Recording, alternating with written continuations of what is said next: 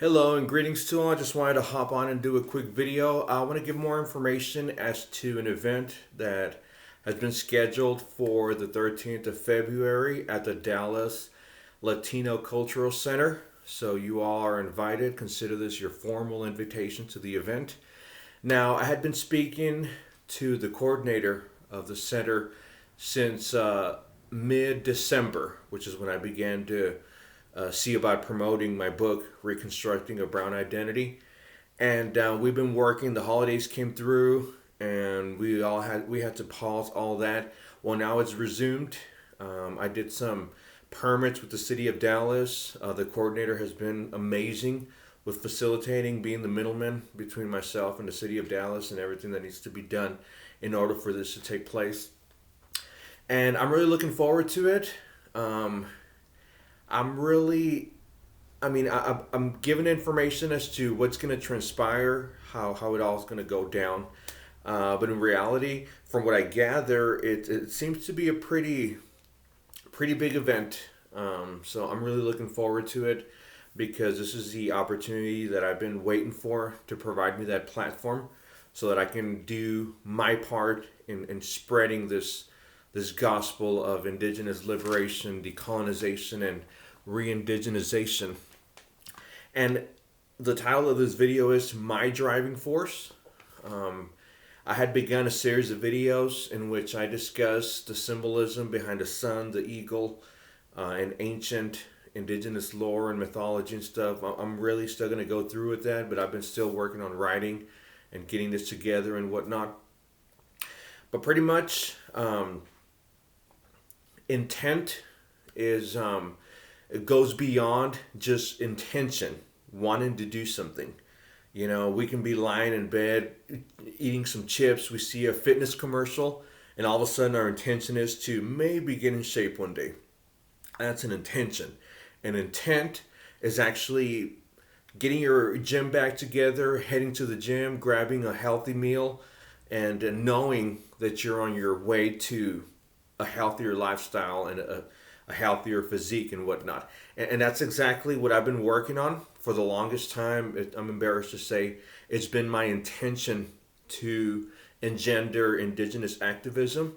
And at this point, it's my intent. And at times, when you're on this type of path, you become disheartened because you don't see the changes that you want. Like, you're so hungry, you just want everything to transpire, but it doesn't work like that. The world doesn't work. Whenever you're ready, all of a sudden, yes, everything's going to align.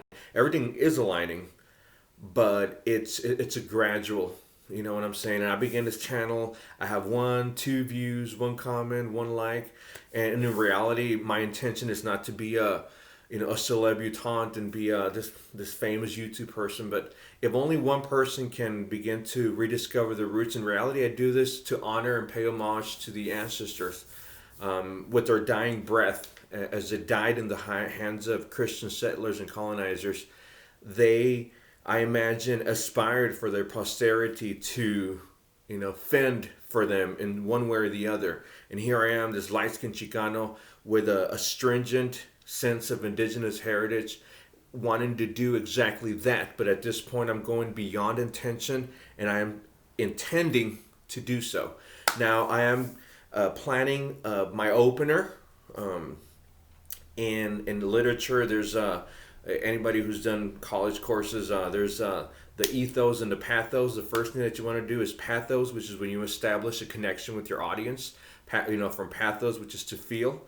And in reality, it's not that I'm just trying to mesmerize the audience, but I'm just really trying to draw on how relevant these indigenous causes are to the rest of us brown people. Now, I'm working on this, so let me know what you think.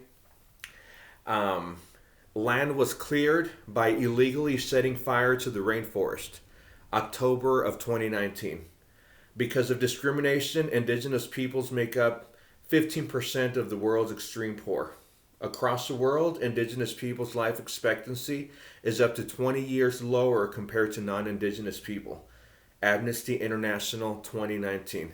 Ladies and gentlemen, these statistics are not coming out of some outdated history textbook.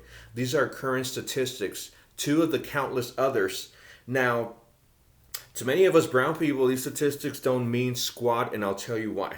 We're not indigenous. We're not marginalized. These statistics refer to the marginalized groups every here and there who would be better off if they simply abandoned their tribal, heathenistic identity to instead join the mainstream, right? Well, a lot of these afflictions that follow more traditional individuals still trickle down to the rest of us, indigenous, colonized Chicanos, and other persons who are of brown heritage. The staggering numbers of diabetes among Hispanics who still don't recognize that they are, to a certain extent, indigenous, but instead we're so proudly Hispanic. Let's look into all of that, and that is exactly what my book begins to discover.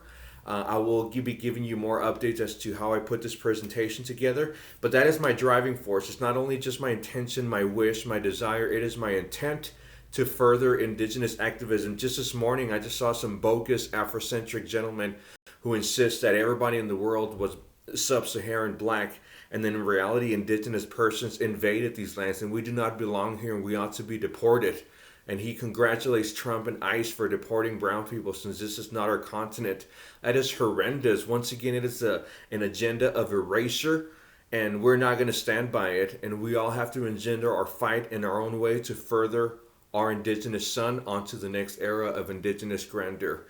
And I'll leave you with these and my best regards.